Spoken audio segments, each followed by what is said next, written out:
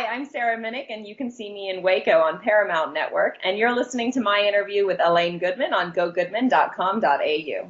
I want to start with Waco, the new mini-series you appear in. It's based on a true story about the FBI investigation of a religious sect called the Branch Davidians for suspected weapons violations. And my question is this a widely known story in American history? But I was telling my tennis coach the other day about this series, and I was interviewing someone who's in it, and all I said was that it's about the FBI's investigation of a religious sect called the Davidians, and he said, "Oh, is it Waco?" And I was like, "Was that a big thing back in '93, '94, whenever it Yes, was?" Because yes, it was. I was too young for that. So tell me a bit about how much is known about it around America. So, I would say that a large percentage of Americans, at least those that were of adult age in the 90s, in the early 90s, are very aware of what the Waco incident encompassed. And yes, it surrounds the FBI, but also the ATF, which is alcohol, tobacco, and firearms. And so basically what happened, and there's a lot of sort of disagreement as to how all this happened. So, of course, what I say is just an opinion. I have to preface everything with that, right? But based on the research that I did and what I learned about what happened, I was so young. I was a kid when it happened, so I don't remember it firsthand. But the Branch Davidians, led by David Koresh, a religious group, some people called it a cult, and the ATF went in there and they said, "Oh, this guy's got tons of firearms, so we're gonna get him on violation." So they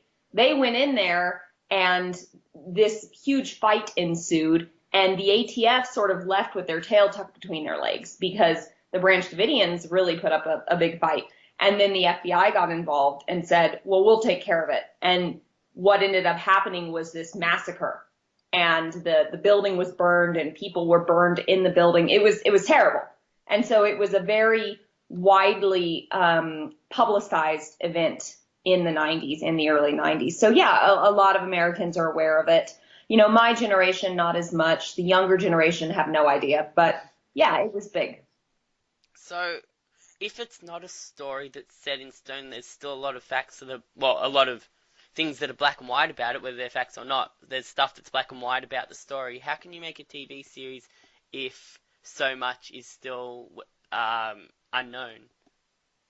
Or is that What's Hollywood? Yeah, that's Hollywood, right? What's difficult about this series is that so much is up for interpretation. There was a large legal proceedings after the massacre, after the event happened, okay? And what was ruled in the courts is different than public opinion. Okay, so some people believe that the Davidians were, really their legal rights were violated. Some people believe that. Some people believe that they were the bad guys. So there's two different sides here of public interpretation. Now, in terms of the television show, what happened is Thibodeau, which is one of the people that was actually in the compound, one of the members of the Branch Davidians, and Gary Neusner, I always pronounce his name wrong, forgive me, but they spoke to the brothers Dowdle, who were the directors and writers of Waco. They wrote books, and the brothers based this series on those books. So the series is based on an interpretation of events from those two characters who were involved. Now, what's so interesting is, there was a lot of legal fear surrounding this when it was made.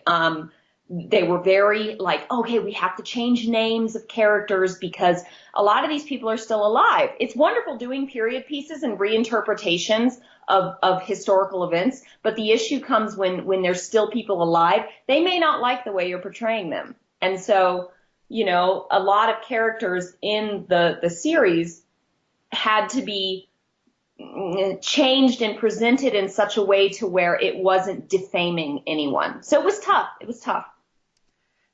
So then, was there anyone, if there's someone in the show that disagrees with the script or the story outline, do they say, "I want this changed," or does everyone in the cast need to agree with how it's being written? So what happened often on set was names were changed. Is it a job, or is it like a moral thing as well for the actors? So what happened was names were literally changed when the actors got there. Like in the middle of filming, all of a sudden the producers came up and said, "Okay, you know what? We got to change the name, da da da," because they're dealing behind the scenes with lawyers. They're dealing with the legal department. And then after everything's filmed, I won't say what actor or what character or what original participant in the events, an actor and the production company received a legal threat, like a notice from, not necessarily a threat, but a notice saying, hey, if you portray this character in a defamatory way, there will be consequences. And so, you know, you got to really, like, things sort of move along. You know, some scenes were cut from that were the original scenes that were filmed were cut from the productions to protect the legal rights of the production, to protect the character, excuse me, the original people that were involved. So yeah, it was both something that happened while we were filming and something that sort of resonated after filming. Does that answer your question? Yeah. And like the thing that comes into my mind is, why would the producers put so much effort into this when there's so many obstacles? But I guess to get a good production and to get a good recreation, that's what you have to go through. I think that's the art. You know, people want to. So I think one of the jobs of media. Did you see that film, The Post, with Meryl Streep? Oh, I just watched it. My dad took me to it for my birthday, actually. Yeah. There you go. So in that film, one of the with sort Meryl of Streep, you mean it had Woody in it? I love her. One of the Tom critical, Hanks, come on. It's Woody. it wasn't Woody. But one of the key aspects that was examined in that film was the concept of the responsibility of the media to illustrate the truth or, you know, what's going on in our society. And so I think as filmmakers, one of our challenges is to both recreate historical events while maintaining, how do I say it? You know, not saying, well, this is right and this is wrong, but sort of presenting the ideas and leaving it up to the viewers to decide for themselves. So presenting what you know already.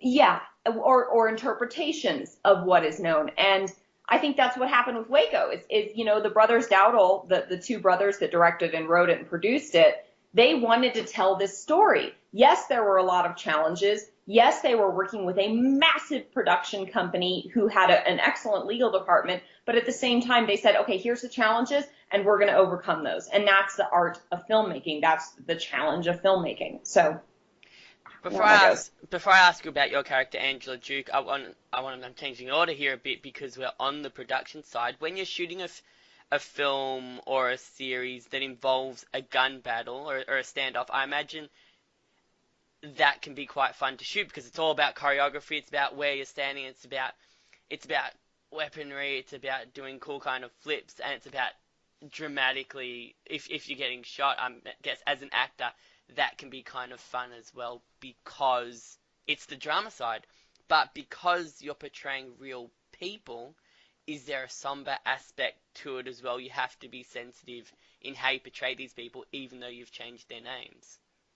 Oh, yeah. I mean, so one of the great things about portraying gun battles, although when they're based on real historical events, it can be, you know, really kind of heart-wrenching. One of the great things is that you get to work with really talented stunt people. And some of the stunt workers out here and the coordinators are just awesome to work with. And in this production in Waco, I didn't get to do stunt work because my character is a press secretary. And so she's not involved in the actual sort of onslaught, right? But I did do a production last year where I got to work with a stunt coordinator and a stunt double and handle weapons and do fight scenes and stuff. And it's it's kick-ass, pardon my language, but it's Go awesome. ahead. It is so much fun, and you're like, you just kind of get pumped, and you're like, okay, I can do this, and I don't know. There's a famous quote by Charlize Theron. Well, maybe it's Charlize Theron. I'm not sure. I think it is. Didn't she just do Atomic Blonde? That movie? Who did Atomic Blonde? The woman that did Atomic Blonde. I'm sorry. Thurman? I always get it mixed up with Uma Thurman. Not, Not Uma but Thurman. I'm running on little sleep, so forgive me if I have the name wrong. But she said something along the line when the director would come up to her and be like, "Okay, here's the stunt. You're gonna have to do this and this and this and this," and she'd be like, "I can do that," And that's you just kind of you're like, "Okay, here I go," and you just do it. So yeah, it's pretty epic. But then I guess, well, you said you didn't get to do any of the stunts, but did you get to see any of the gun battles being filmed? Were you there on set to see any of it? No, I was like I said, I was in the offices. I was sort of behind the scenes from the battles, but I've seen them done. My fiance is in the camera department, and he worked on the movie that just came out, 12 Strong, which was originally titled Horse Soldiers, right? And there were epic battles that were filmed, and he showed me some of the behind the scenes footage. It's crazy. Like, I'm surprised stunt folks aren't walking away with like PTSD, because you've got sounds going off and bah, bah, bah, and people are running and there's cars going by, and all the while there's this camera trying not to get run over. It's intense. Like, I would say that's stunts, major stunts, really involved stunts, really dangerous stunts are quite like to watch. Yeah. You're worried for them. Yeah. So can you tell me a bit about your character, Angela Duke? You said she's a press secretary? She's the press secretary for the ATF that manages how this is in the show, manages how the event, I have to say that. It's a disclaimer. In the show, she manages how this event is portrayed by the media. Okay? And in the show, she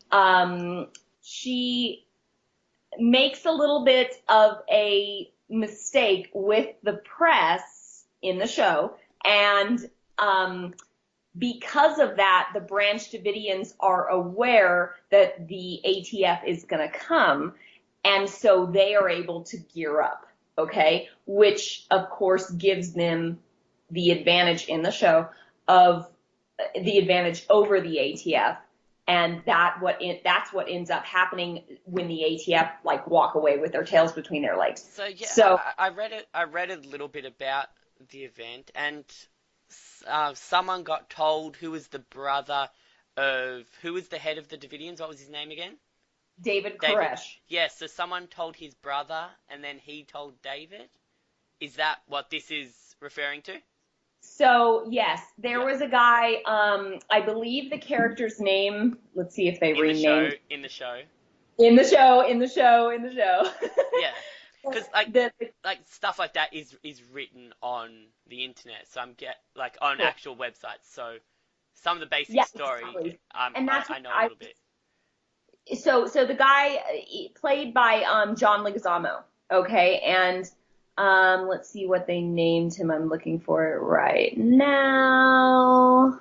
Here we go. So in the show, his name is Jacob Vasquez, okay, and he's an undercover ATF agent that sort of wiggles his way into the Branch Davidians, and so then they figure it out. They're like, wait, he's not a farmer. He's not just, And so then they what do you call it when they ask you questions? Him?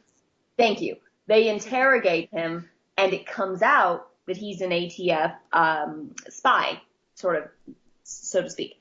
And so then he leaves, yeah. He like, is like, oh God, he's really embarrassed and leaves and goes out to try to stop the ATF. He's like, they know you're coming, and okay. So yeah, they find out because he blows his cover. Yeah. Basically. Right. So then, is your character a real person in the actual event? That's name has obviously been changed. Is your character based on a real person that's part of this whole story? My character, ooh, Are you this are is, you allowed to say that or not? my character is loosely based on an individual who was originally part of The whole thing. the incident. Right, Yes. right. Yeah, so your character is like part of the actual story. Like you haven't just been added in for extra dramatic effect. Correct. Okay. I was originally cast as the person who my character is loosely based on, but for legal Yeah. reasons, to protect the person's identity, they had to change it and change her storyline a bit. So they changed. Okay, So, fine. So did you get to meet the person who your character is no. based on, or they haven't done any of that with any of the characters? I sought this person out, tried to get information, but this person has disappeared from the internet. They're Okay. not they're not easily accessible. Yeah. Now, a lot of the people that were portrayed in the series are not alive anymore. I happened to portray a character based on an individual who was a part of the original altercation who is still alive. And so, even though I wanted to meet this person and learn them, that was not an option. This person was not uh, excited about this show being put out. Oh, okay. So you did hear from them, but they didn't want to be part of it. So obviously you know they're still alive. Yes. Okay. Sorry, this is where it gets No, no, no, no, tricky. no. That's fine. I'm not gonna push it. It's just like how far you've gone to try and like portray this actually, Yeah. accurately. But obviously it's a touchy subject because it's a touchy event because Yeah. it's not all set in stone. So obviously there's going to be people that are not happy about it because they were actually there and maybe the Hollywood effect has taken over a little bit too much. Yeah. But And that's Hollywood. they don't That's what's want going to sell. to.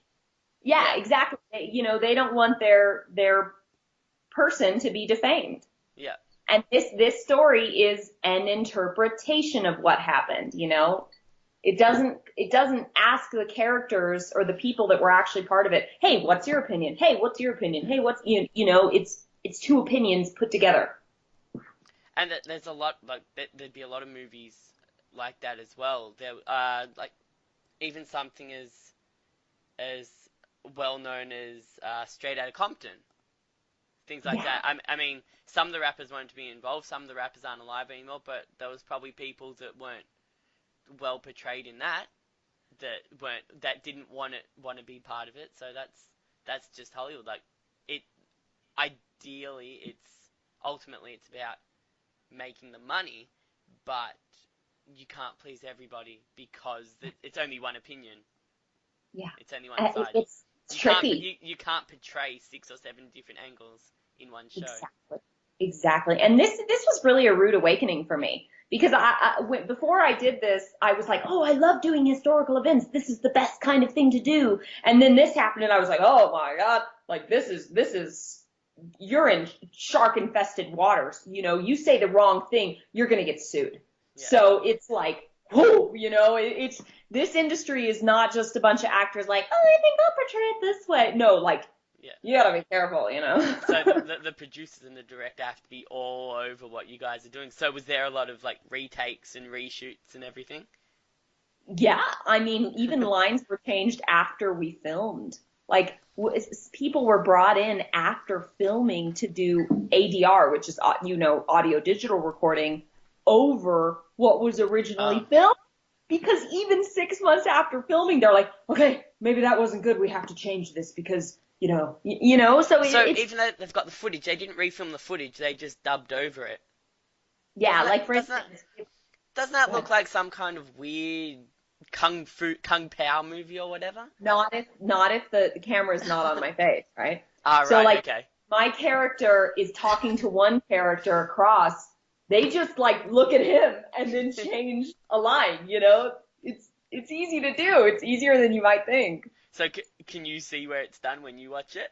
Yes. Yeah. Yes, I can. Yes, I can.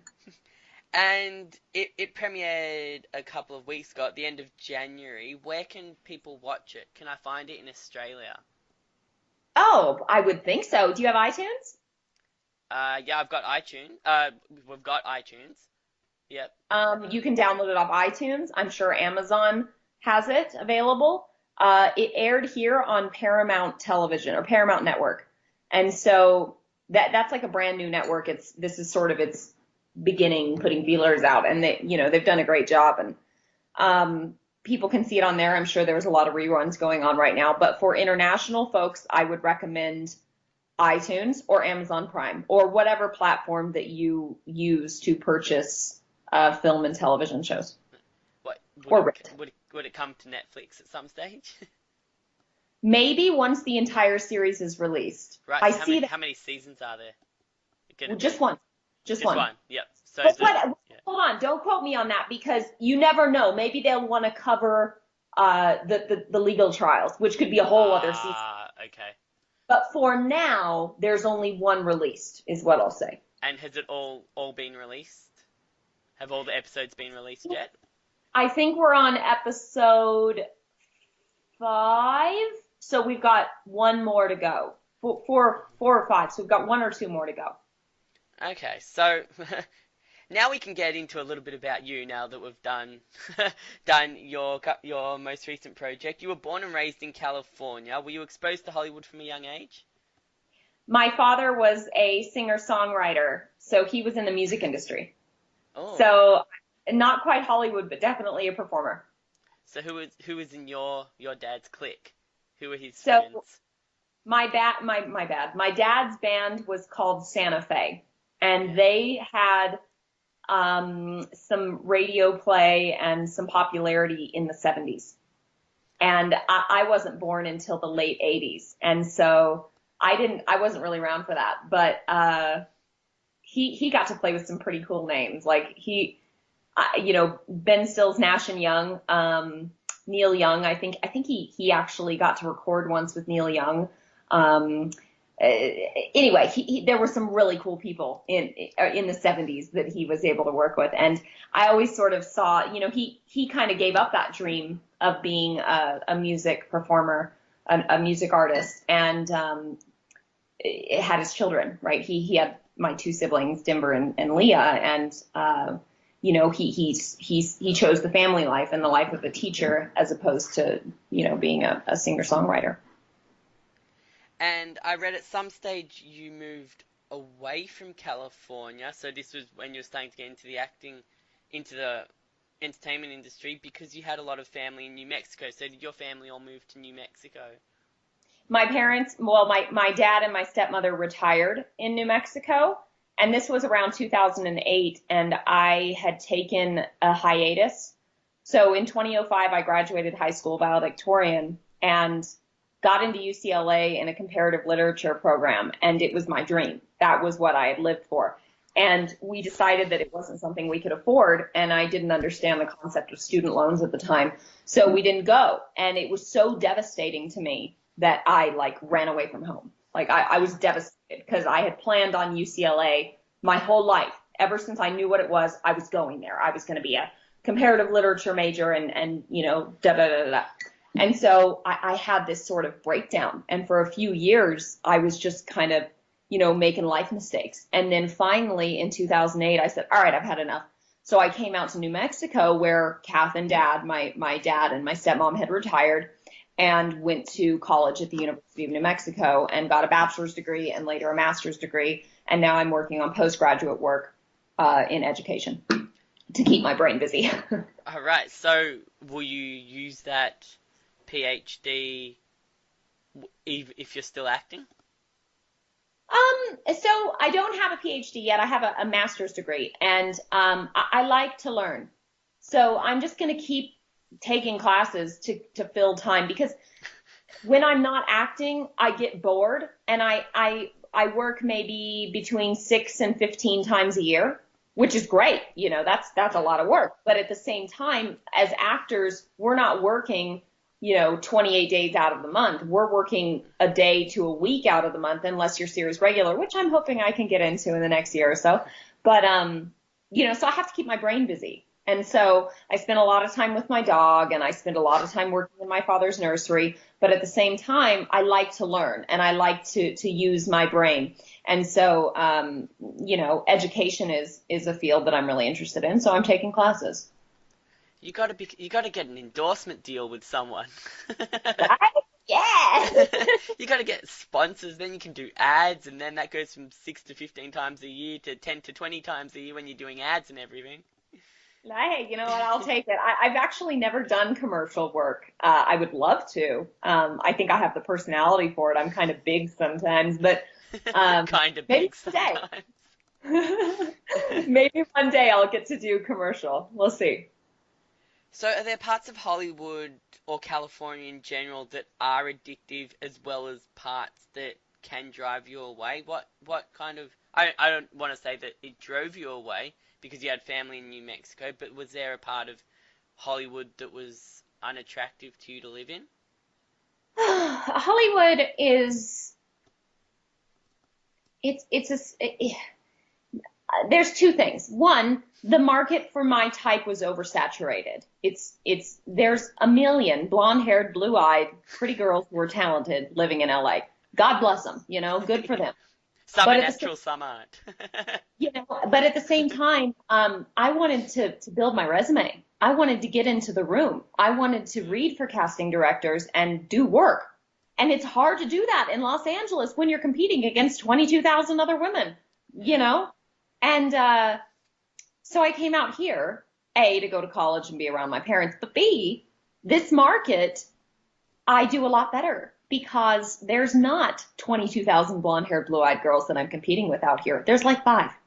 And so I can, well, I'm not saying there's, I mean actresses that are working actresses. There's a few of us that are blonde, blue eyes. There's a lot of other types out here. Of course, we have a lot of exceptional talent, but my type really works out here because there's not a ton of us going for roles. So, is there a film industry in New Mexico? Oh, New Mexico is epic. We Really? have, oh, dude, we have like 7 shows coming, TV shows. We have movies happening all the time. I make a living out here and can support myself just on working out here. Now, yes, I have a manager in Los Angeles that I auditioned for to work out there, and I have now an agent in Atlanta. Atlanta's, by the way, doing more film and television work than even Los Angeles right now. Wow. So the regional markets in the United States, the regional markets are booming because there's film incentives. It's cheaper to film. We have talent. We have people that can do the job well. And I love it here. I love it. I love it out here. Right, so now you just got to get a rep in Vancouver and New York and you're set. Oh, man, Vancouver. I really want to work in Vancouver. New Yeah. York's intimidating for me because of the tall buildings everywhere, and I'm like, where's the sun? Right, so Vancouver, you want to get to Vancouver because they do a lot of like action movies up in Vancouver. That's so cool. One day, man, one day I will work in Vancouver, and it will be soon. Watch. Have you ever trained as a stunt performer? No, but I think it would be awesome to do so. I think a firm knowledge of martial arts is something that you should really do. And I'm thinking about doing that this year. Why not sort of build a skill area? And so maybe I'll do that. Maybe I'll do martial arts this year. Right. So you want to work in Vancouver and you want to become a series regular. Okay, you've got good aims. Good. Hey, you know what? You got to decide what you want and go get it. Yeah, as well as studying education. So Yeah. right. So are you the one on the set that's always coming up with random facts? Not to the point of being annoying, No. but because sometimes people can come off like really cocky, like, oh, did you know this? Did you know this? And it's like, dude, shut up. But, like I can hold my own in conversation. I'm not the one that's like, what's that? What's that? I can actually, have a conversation and speak like I know what I'm talking about. What's your favorite go-to fun fact? Do you have a good fun fact? Oh, Lord. Oh, that's interesting. I know a lot about cactus and succulents. And I what would and say what ulents? cactus and succulents. So What's a cacti, succulent? Yeah. succulent. Have you ever seen like an echeveria? A They're what? really A what? popular. What? I know, right? I know what a They're cactus is, but yeah, what? Okay. Yeah. but then we have succulents, which are, oh goodness, how could I? Aloe vera is a Yeah. type of succulent. You've seen like agave plants. So those are cactus, but echeveria kind of looks similar to that.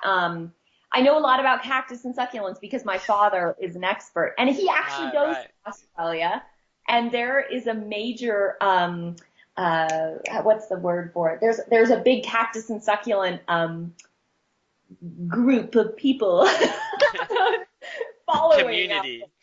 Yes, community. Thank you. Really? That's my favorite go-to thing is I like talking about plants. I love plants. So Right. Now, I read a quote in your bio that in your press kit that says, touching the lives of many through complex human emotion and sharing knowledge from your struggles to other young women. I read this is your aim as an actor. Are there some emotions you haven't had the chance to practice on screen or that are harder for you to recreate in an unnatural environment? I think this is a journey. This is a career-long journey. And of course, there's a million different human emotions that I haven't had the chance to really explore on set. But when I do get the chance to portray the human struggle, that's where I'm thriving. And, in the case of Angela Duke on Waco, there's this not embarrassment, but sort of she's caught out. She's caught out for doing something that in the story she shouldn't have done, and that there's a human struggle right there. I did a short film with Balian Pictures, and Andy Kostelik directed, and Yana Schellens was the DP. And in that, I portrayed this woman who became addicted to painkillers after losing her husband. There's another really complex human emotion to portray. I loved portraying it. It feeds me, to be able to explore those emotions, because we all have them. We all have loss. We all have pain. We all have being ashamed. We all have loneliness. We all have hurt. All of those things are there in each and every one of us. It's about being able to pull it out and present it in a real and authentic way. But in an unnatural environment as well, which is a movie set, Which is up to 100 people watching you. Oh yeah, and you gotta it's like getting naked in front of an audience. You gotta forget they're there. Because that's what it is. Exploring complex human emotion is getting naked. Do you have experiences with that on a set? You mean like bearing your soul? As in getting naked? No. Oh, sure. Why not? I did a film called Shot Caller with Nikolai Waldo Coster Waldo. I was confused there. The guy that plays the Kingslayer in Game of Thrones. And yeah, no problem. It's just another part of the human experience. We all have bodies. We all have parts. They're just part of the natural thing. It's nothing to be ashamed of, in my opinion. But really, I think the true getting naked is bearing your soul in front of people, being able to explore those emotions in front of people. That's getting naked. The body, that's nothing. Whatever, it's just a body. The soul is much deeper. So why is that harder when everybody's experienced, well, most people have experienced those same kind of emotions? I mean, everyone has a different kind of body, but emotion-wise, everyone's had those same emotions. So why is that harder? Because we don't show them to people. We don't break down and let ourselves fall apart sometimes, but we don't typically let ourselves fall apart with 100 people watching.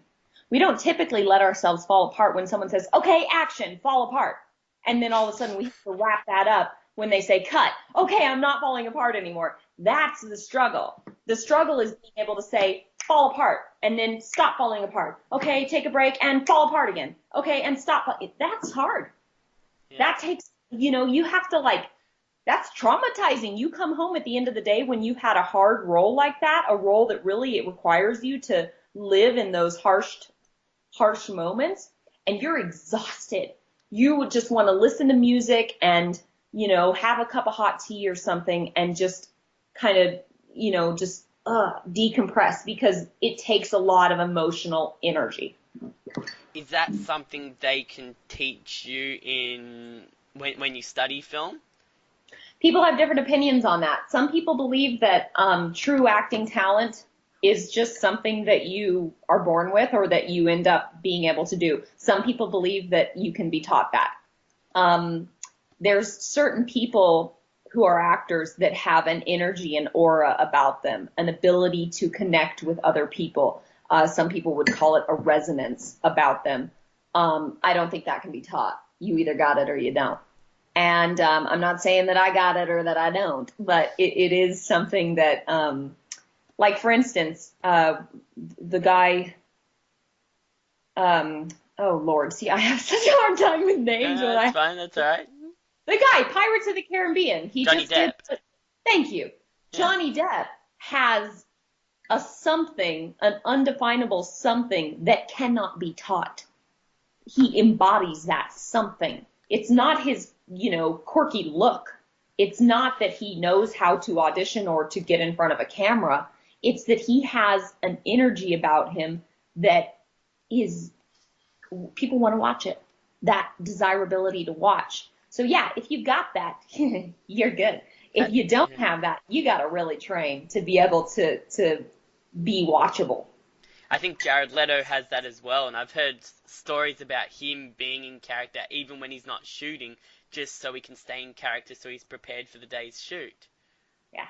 He doesn't come out of character for the entire day. I find that hard to understand because it's a state of mind where you just ignore everything that's going on in the outside world or having conversations for the day or anything just to stay in character. It's changing your complete kind of psychological state for 24 hours and then coming out of that somehow.